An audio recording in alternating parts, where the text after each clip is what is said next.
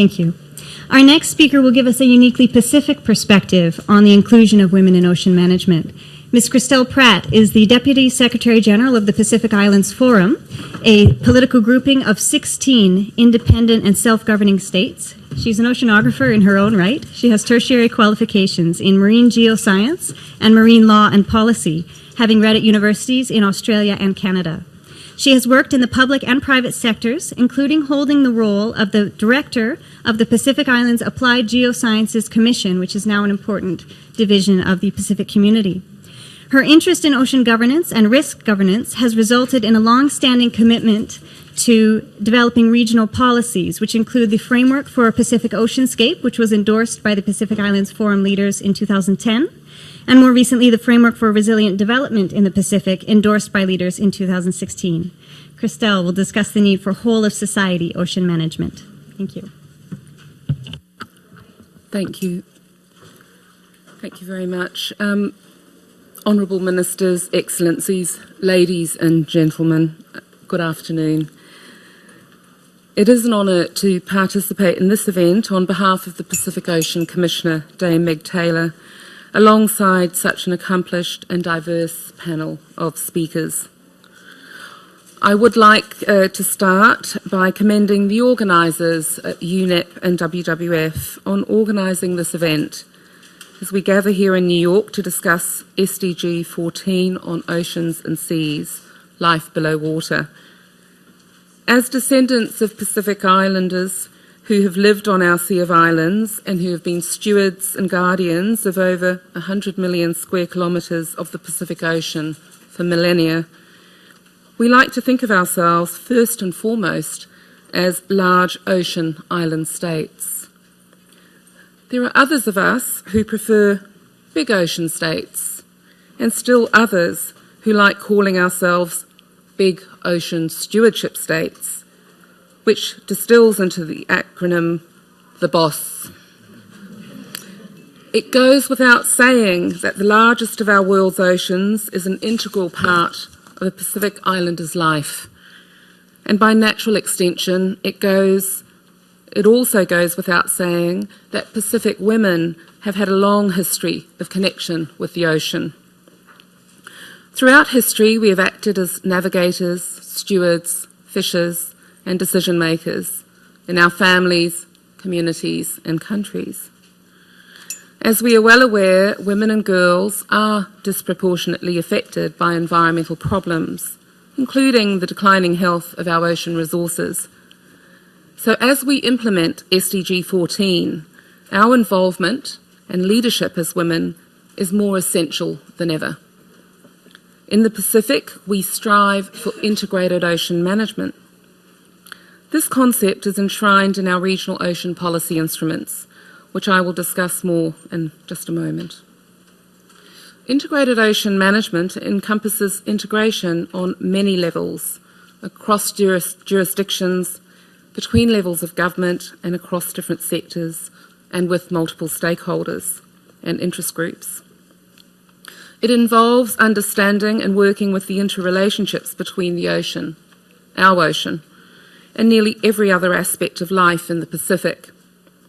It requires every person with an interest in the ocean, including women, to have an opportunity to be part of the conversations that are forged and the decisions that are made.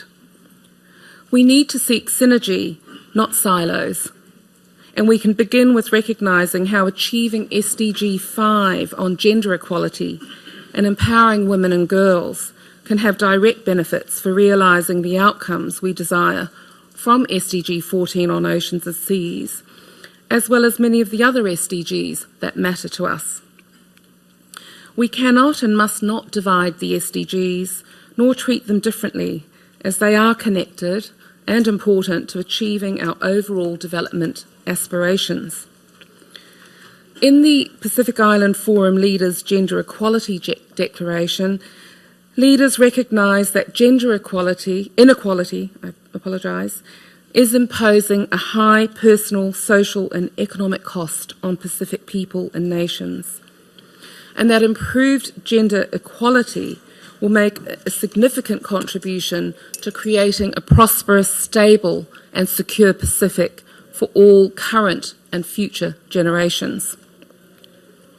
Just 2 months ago, the Pacific leaders made a statement to the Commission on the Status of Women, which specifically highlighted the importance of protecting our ocean, seas and marine resources, and the important role of women and girls as drivers for economic opportunities, health and livelihoods. As one of our few resources, the ocean, because of its size and place, it represents significant economic, educational and leadership opportunities for women. For example, Pacific women account for 56% of the annual small-scale fish catches that result in an economic impact of $363 million US. Today we are here to discuss the role of women in ocean leadership. Having more women in leadership is a powerful means of improving opportunities for women on a large scale. But we know that women's representation in Pacific legislature remains the lowest in the world, and that women's economic opportunities remain limited.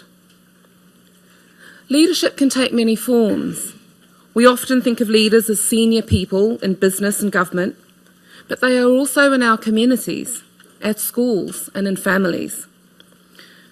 A recent case study in Fiji found that as primary caregivers and fishers, women taught children to follow fishing practices that are sustainable and nurture the culture of marine stewardship and marine citizenship. At the other end of the spectrum, Pacific women have played an active role for us in international processes, such as ensuring that language on oceans were reflected in the agreed conclusions in the last session of the UN CSW. And there are also outstanding practice examples of Pacific women making contributions both at legal and technical levels to delineate maritime boundaries, as well as prepare and defend submissions to the United Nations Commission on the limits of the continental shelf of their countries. In preparing for this event, I've been able to read the profiles of some motivated and intelligent women that are leading ocean action, and I thank SPREP and the organisers of this event, UNEP and WWF, for the opportunity. If you have not already done so, I would highly recommend that you pay the site a visit and that you share it widely. The page features a collection of highly diverse and talented women working in everything from oceanography to academia and to observers on fishing vessels. Some are at the beginning of their careers and others are well advanced, but they all have one thing in common, and that is they are all demonstrating leadership in their respective fields and chosen paths, and each are inspirational role models. What struck me about their stories was how many of these women have noticed positive changes toward gender equality in their own lifetime. We need to build on this momentum. Another aspect that is consistent across many of the stories was the influence of women mentors and role models in their career choice and progression, showing how events like this one, which increase the visibility of successful women in ocean careers, are vital to our continuing progress. In the Pacific, we have a number of key mechanisms in place which can support greater inclusion and equality for women in leadership. The framework for Pacific regionalism, endorsed by Pacific Island Forum leaders, represents a robust mechanism for priority setting in the region. It articulates a set of Pacific values, including the full inclusivity, equity and equality for all people of the Pacific. All interested stakeholders are able to provide submissions for consideration by leaders, including, if and where appropriate, the role of women in oceans. Specific to oceans, the Pacific has two primary ocean policy instruments: the Pacific Islands Regional Ocean Policy, endorsed in 2002, and the Framework for a Pacific Oceanscape, endorsed in 2010 by Pacific leaders. One of the strategic priorities of the framework is listening, learning, liaising, and leading. Under this priority, leaders have called for a focus on capacity building and education, demonstrating our leadership on the international stage and building networks and connections among people. Women can and must be a part of these actions. Under the same framework, leaders called for the establishment of the role of the Pacific Ocean Commissioner to provide high-level representation on oceans. The position is currently held by the Secretary-General of the Pacific Islands Forum, Dame Meg Taylor, a Pacific Island woman and national of the largest of our islands, Papua New Guinea. Dame Meg takes her role very seriously, which includes convening the Pacific Ocean Alliance. The Alliance is a network of stakeholders that seeks to be truly representative of the diverse range of ocean interests.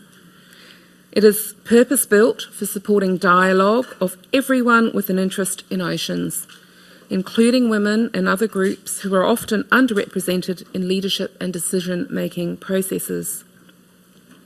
On behalf of the Pacific Ocean Commissioner, I would encourage each and every one of you to contact the Office of the Pacific Ocean Commission, or as we like to call it, the OPOC, and to join the Alliance. So I will conclude now by asking that while we talk all things ocean over the next week, that we continue to recognise and advocate for the critical role of women as agents of change and as leaders in addressing our ocean and sustainable development priorities. There is a wealth of knowledge in this room, and I look forward to hearing from the other panel members and to the discussion to follow. Thank you.